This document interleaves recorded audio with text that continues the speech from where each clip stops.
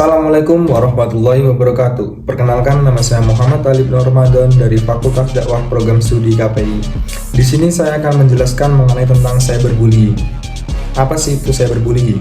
Jadi, cyberbullying adalah perilaku kriminal yang dilakukan oleh orang ataupun sekelompok orang dengan cara mengintimidasi korban melewati media sosial. Baik media sosial yang ada pada zaman sekarang itu, karena banyak sekali media sosial, jadi kita pasti sering menjumpai yang namanya cyberbullying, ataupun kata-kata cyberbullying pun sudah tidak familiar bagi kita. Di sini cyberbullying itu menimbulkan banyak sekali dampak.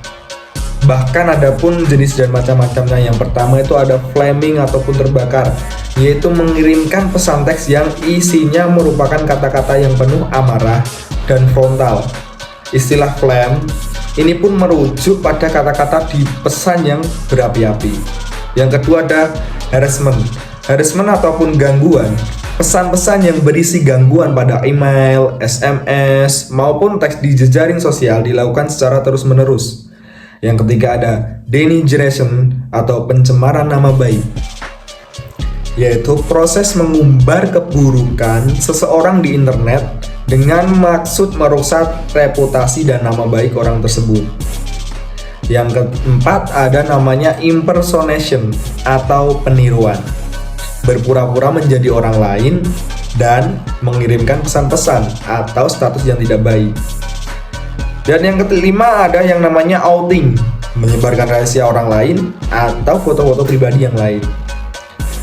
Yang keenam ada trickery ataupun tipu daya, membujuk seseorang dengan tipu daya agar mendapatkan rahasia atau foto pribadi orang tersebut.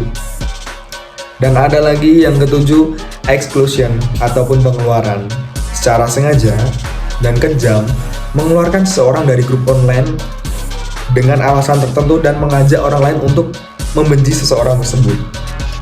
Dan yang terakhir ada yang namanya cyber stalking ataupun mengganggu dan mencemarkan nama baik seseorang secara intens sehingga membuat ketakutan besar pada orang tersebut, sampai akhirnya nanti orang tersebut mempunyai gangguan mental, dan dampak yang paling fatal adalah orang tersebut bisa melakukan yang namanya bunuh diri.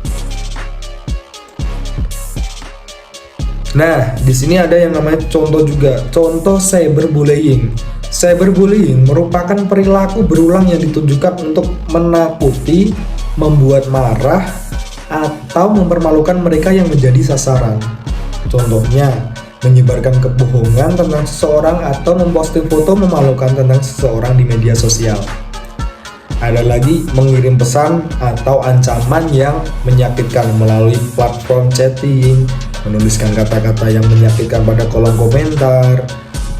Ada lagi media sosial atau memposting sesuatu yang memalukan atau menyakitkan. Dan ada lagi meniru atas atau mengatasnamakan seseorang, misalnya dengan akun palsu atau masuk melalui akun seseorang dan mengirim pesan jahat kepada orang lain atas nama mereka. Dan yang terakhir, menghasut anak-anak atau usia remaja lainnya untuk mempermalukan seseorang. Jadi cyberbullying ini dampaknya sangat besar kali, gengs. Nah, sekarang adalah dampak dari cyberbullying. Yang pertama itu cyberbullying itu sasarannya yang rentan tuh pada sekarang itu adalah masa remaja yang penuh dinamika, karena pada masa tersebut terjadinya transisi dari masa kanak-kanak ke masa remaja, sehingga masa remaja ini bisa dikatakan sebagai masa labil. Sedangkan penggunaan teknologi informasi di kalangan remaja semakin meningkat dari tahun ke tahun. Remaja dapat menghabiskan waktu selama 5 jam dalam 1 minggu untuk membuka internet, atau bahkan 1 hari penuh untuk membuka internet. Remaja laki-laki menggunakan internet untuk online, buka website, dan bermain game online. Sedangkan remaja perempuan menggunakan internet untuk membuka jejaring sosial, chatting, dan berbelanja lewat online shop. Peningkatan waktu dalam menggunakan internet memungkinkan remaja untuk memiliki pengalaman yang lebih luas dari batas-batas rumah, sekolah, dan masyarakat lokal, namun juga mengakibatkan adanya kenakalan-kenakalan yang dilakukan dalam internet. Nah, ada dampak bagi pelaku dan ada dampak bagi korban. Dampak untuk korban, yang pertama ada menarik diri dari lingkungan sosial. Jadi seorang korban akan mengasingkan dirinya karena merasa dirinya itu banyak kurangnya. Dan yang kedua ada perasaan dikucilkan lingkungan, bahwasanya seseorang tersebut merasakan kayak seseorang yang lainnya itu mengucilkan dia. Itu adalah salah satu dampak dari cyberbullying. Ada juga kesehatan fisik dan mental terganggu. Ini yang paling penting dan paling fatal. Karena apa? Karena kesehatan fisik dan mental ketika sudah terganggu akan memutus persendian saraf otak mereka. Karena apa? Karena kesehatan mental ini adalah kesehatan yang sangat penting bagi diri seseorang. Dan yang terakhir, yang paling fatal dan paling bahaya yaitu adalah depresi dan bunuh diri. Dampak untuk pelaku, tindakan bullying merupakan tindakan yang sangat merugikan, teman-teman. Jadi sebagai pelaku pun juga pasti akan mempunyai dampaknya, tidak hanya korban. Pelaku pun juga dirugikan di sini karena pelaku bullying di usia remaja rentan terhadap masalah-masalah psikologi jangka panjang dan akan terbawa hingga dewasa jika tidak ditangani dengan tepat.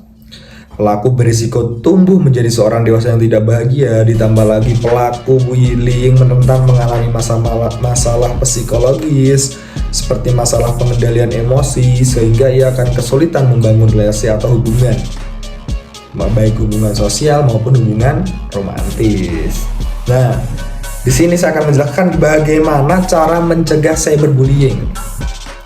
Untuk mencegah terjadinya cyberbullying, itu kita memerlukan namanya peran orang tua, baik dari orang tua rumah maupun orang tua kita di sekolah. Dan pemerintah pun sangat berperan aktif dalam hal seperti ini, sehingga tidak menjadi cyber victim atau cyberbullies. Orang tua semua pihak juga harus melakukan pemantauan terhadap aktivitas online anak-anak mereka yang bisa dilakukan baik secara informal maupun formal. Sedangkan untuk menghindari perilaku cyberbullying, orang tua bisa bekerja sama dengan guru di sekolah atau menghubungi orang tua cyberbullies atau pihak berwenang untuk mendiskusikan permasalahan yang terjadi. Strategi untuk menangani cyberbullying, beberapa metode untuk mengatasi pengalaman cyberbullying adalah diidentifikasi dalam literatur. Nah, yang pertama kenapa kita harus menghentikan cyberbullying? Karena cyberbullying dari semua jenis dapat sangat mempengaruhi kesehatan mental, pekerjaan, akademis, dan fisik kesehatan anak-anak yang menjadi sasaran. Kita harus mencoba mengakhiri semua bentuk bullying, khususnya masalah baru yang muncul cyberbullying. Karena cyberbullying terjadi kapan saja, di siang hari, di malam hari, dan setiap waktu. Pesan cyberbullying dan gambar dapat didistribusikan dengan cara hingga sangat lebar. Anak-anak dan remaja dapat menjadi tanpa nama ketika cyberbullying membuatnya sulit dan terkadang tidak mungkin untuk melacaknya. Jadi cara kita untuk mencegah cyberbullying yaitu dengan melakukan pemantauan umum. Beberapa saran sederhana telah disediakan untuk memungkinkan orang tua memantau perilaku daring anak-anak mereka. Membuat aturan dan diskusi tentang komunikasi elektronik, dan memblokir perangkat lunak. Memblokir perangkat lunak adalah kemungkinan intervensi untuk membatasi anak-anak dan remaja. Yang paling penting itu adalah membatasi penggunaan internet.